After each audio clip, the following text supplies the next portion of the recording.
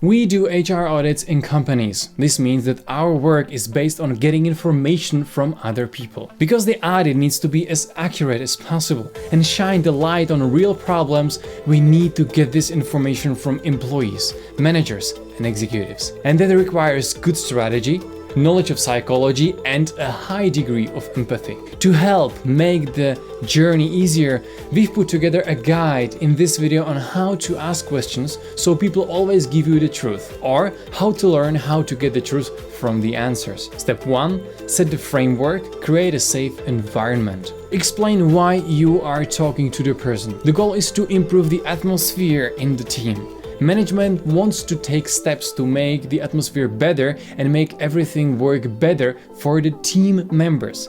That's why they brought in experts to talk about it and find the way to achieve it.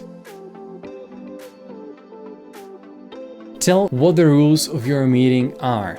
It is for people to know that they are safe. We say that everything they say is like a medical secret. The output will be general and without names. They can ask anything at any time. It's not an interview or an interrogation. It's a nice chat about work. What will be the outcome of the meeting? You will be giving management a document outlining what is to be changed and how. There will be no name calling. Again, this is a medical confidentially secret and they can rely on that. Well, don't be at any other illusion. A lot of people, even after reassurance and reassurance, won't suddenly say everything openly. But this preparation will help a lot. Step 2. Types of questions. Now let's look at the types of questions we ask in an audit. We have many different sets of questions. This one is one of them and it works nice. Rather than what output we get from the questions from the audit, we will now focus on why we ask the questions and how, in our experience,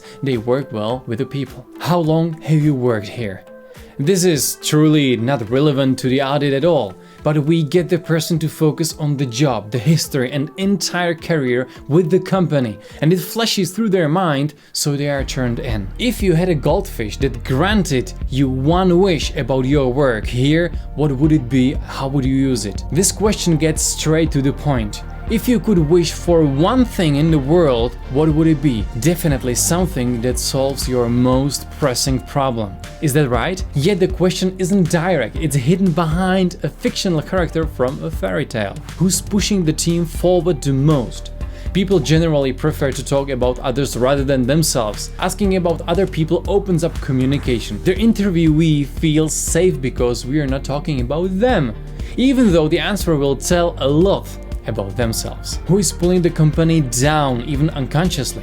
This question shows the opposite. It sets boundaries and shows up what the interviewee is defining himself against. When we then look at the favorite colleague and at the least favorite colleague, we can see what playground the interviewee is on and what they perceive as good and bad. On a scale from 0 to 10, when 0 is being the worst and 10 is being the best, how satisfied are you with your monthly compensation? This question can be used at anything. Satisfaction in a relationship, satisfaction with benefits, satisfaction with vacation. If you ask 10, 20, 100 people, you'll get a very good idea of how you're doing in the area on average. Extra tip. We know from experience that 7 out of 10 is good average of satisfied person. Anything below that is alarming, everything above is positive. Is there anything we haven't asked that should be heard?